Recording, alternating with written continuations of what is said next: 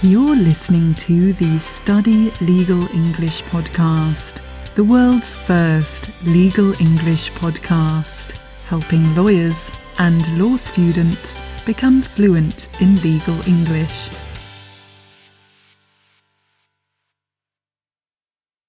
Hello and welcome to episode 35 of the Study Legal English podcast.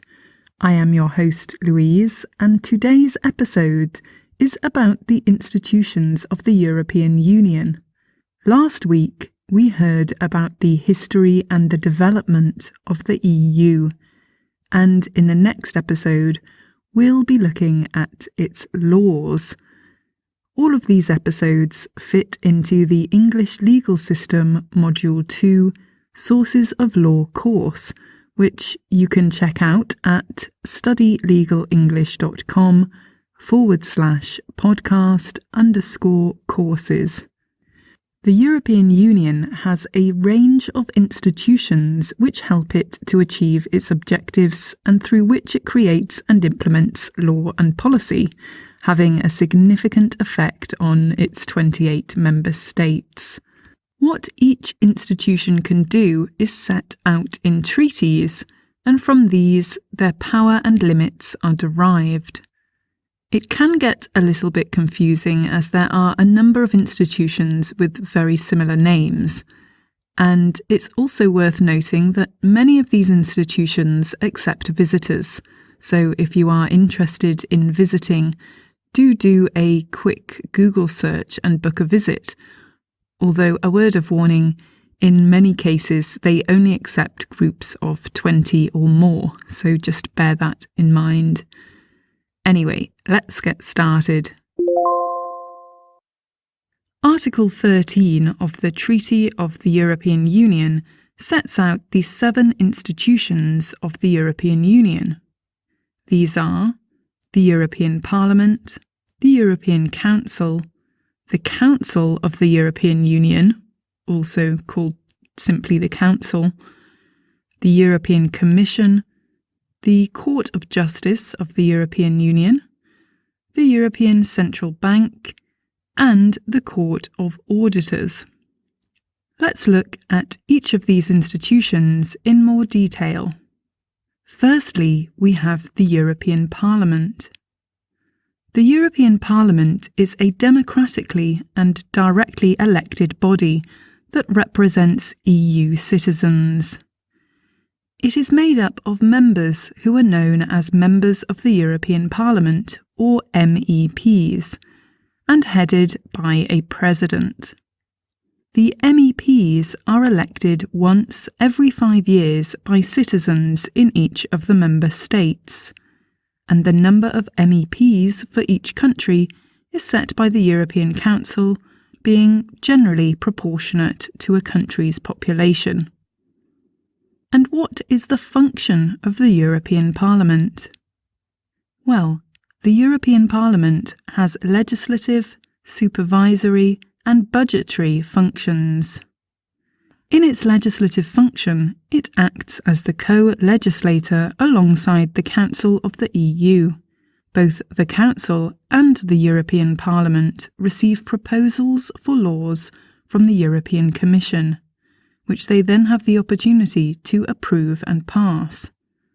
In very exceptional circumstances, the Parliament has the power to veto legislation. Additionally, the European Parliament decides on international agreements. It decides on the enlargements, which countries can join the European Union, and it can ask the Commission to propose certain legislation.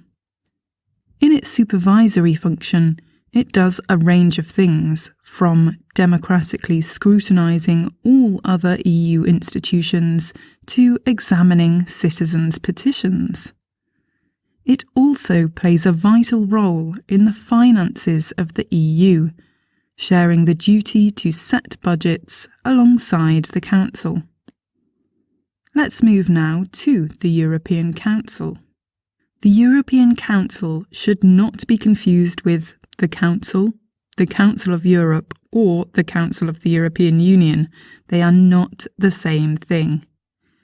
Instead, the European Council is made up of the heads of state or government of the EU member states, along with the High Representative for Foreign Affairs and Security Policy and the President of the European Commission. The Treaty of Lisbon in 2007 made this institution a formal institution of the EU and created the position of President of the European Council, although the institution itself did exist in some form before this time. And what exactly does this institution do? The European Council is responsible for defining the priorities of the EU and its political direction, and it's important to note that it does not have a legislative function. It also appoints certain EU roles, certain job positions, and it sets the EU's foreign and security policy. It meets at least twice every 6 months, so around 4 times a year, at meetings which are often referred to as European summits. At these meetings, they make conclusions which identify issues which need to be addressed and courses of action. If I mention Donald Tusk, many listeners will probably be very familiar with his name, and that's because he is the President of the European Council, and it is this particular role that is responsible for representing the EU to the outside world. Next up, we have the Council of the European Union. This is also known as the Council or the Council of Ministers. The Council plays a significant role in the essentially bicameral EU legislature, being a co-legislator alongside the European Parliament. Although it is made up of ministers from member states, the membership is not exactly fixed, as the ministers can change depending on what issue is at question. And what does it do?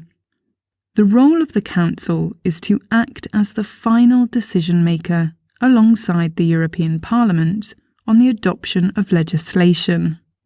The Council can also delegate powers to the Commission to enact regulations, and the Council shares budgetary powers with the European Parliament and votes on the annual budget.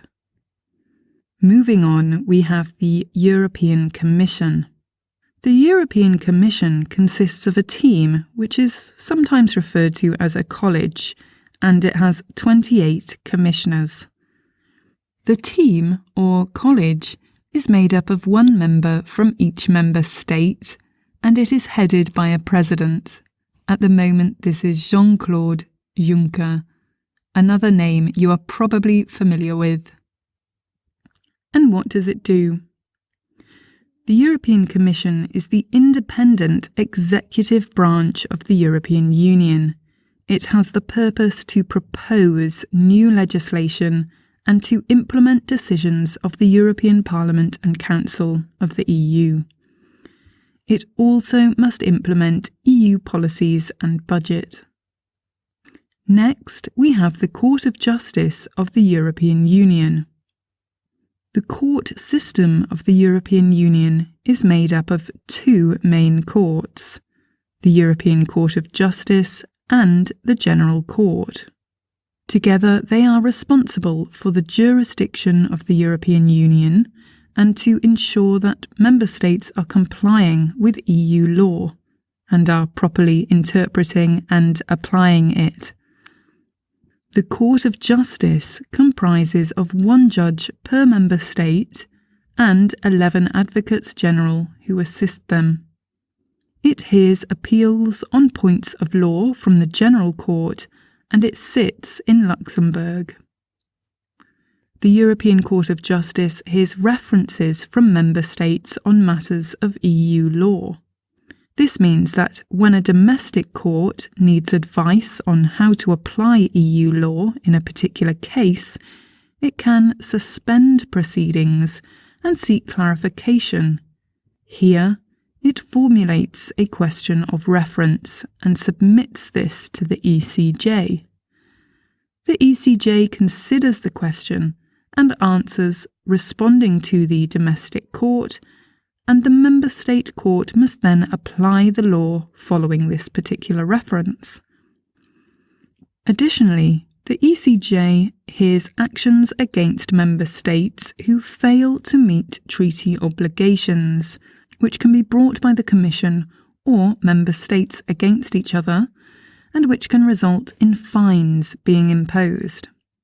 The General Court, on the other hand, formerly known as the Court of First Instance, was set up by the Single European Act 1986 in order to ease the caseload of the ECJ. It currently has 47 judges, but this will be increased in 2019 to 2 judges from each member state. It hears a range of cases dealing with EU law at first instance, which are brought by individuals and not member states, with the option to appeal to the ECJ on points of law. It is also worth noting that there used to be another court called the Civil Service Tribunal, which ruled on disputes between the EU and its staff. However, this court, the Civil Service Tribunal, was dissolved in 2016, with the General Court taking over the majority of the cases.